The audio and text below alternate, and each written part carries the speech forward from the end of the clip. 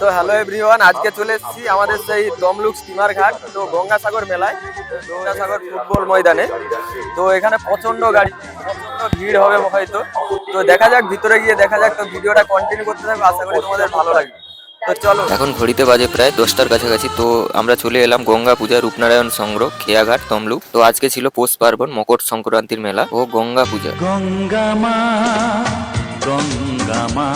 তো এখন এসে দেখলাম যে প্রচন্ড মানুষের ভিড় লেগে গেছে, যেটা এসে শুনলাম যে সকালে নাকি নদীতে জল ছিল না, তার কারণে এত বেলা প্রচন্ড ভিড়। তো আমি আর বেশি দেরি না করে ঠাকুমার কাছে কিছু ফুল ধূপ নিয়ে চলে গেলাম গঙ্গার ঘাটের দিকে। তো অনেকের প্রায় স্নান হয়ে গেছে, তারা বাড়ির দিকে রওনা হচ্ছে। তারপর এদিকে দেখো বাচ্চারা সব ঘড়ি উড়াচ্ছে, কত কত ঘড়ি নিয়ে এসছে উড়ানোর জন্য। বাচ্চা নয়, শুধু বড়রা উড়াচ্ছে, অনেকে অনেক ঘড়ি নিয়ে এসছে, প্রায় শয় ঘড়ি উড়ছে দেখো আকাশ। তো এই যে ঘড়ি উড়াচ্ছে বা মেলাটা বসেছে যেখানটাতে, ওখানটাতে নদী ছিল, ঠিক আছে, পুরো এই জায়গাগুলো পুরো নদী ছিল, জল উঠে যেত এখানে।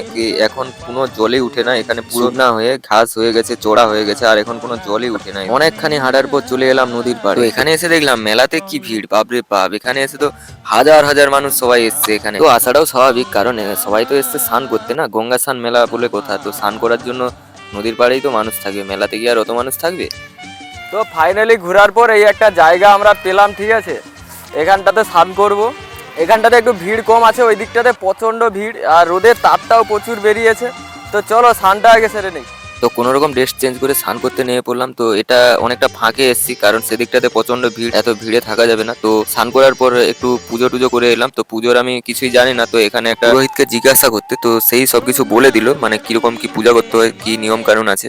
তো তারই কথা মতো আমি পুজোটাও সেরে ফেললাম। তোমরা কে কোথায় গঙ্গা স্নান করেছো অবশ্যই কমেন্ট করে জানিয়ে দিয়ে যাবে। তার তো এদিকে দেখো অনেক মানুষজন নৌকো চড়ছে। আর স্নান হয়ে যাওয়ার পর আমি আর দেরি করিনি, আবার মেলার দিকে রওনা হলাম। তো এখনো মানুষজন প্রচন্ড আসছে, মানে এখন 1:30 2টোর কাছাকাছি বাজে, তাও প্রচুর মানুষ স্নান করতে যাচ্ছে। তো যত বেলা বাড়ছে তত ভিড়ও বাড়ছে, মানে এখন প্রচন্ড ভিড়। তারপরে এদিকটাতে একটু অনুষ্ঠানও। তো চলো বন্ধু, ভিডিওটা আর বেশি বড় করলাম না। তো ভিডিওটা কেমন হয়েছে অবশ্যই কমেন্ট করে জানাবে, আর এরকম নতুন নতুন ব্লগ সবার আগে দেখার জন্য অবশ্যই আমাকে ফলো করে রেখো। তো চলো আসছি, টাটা।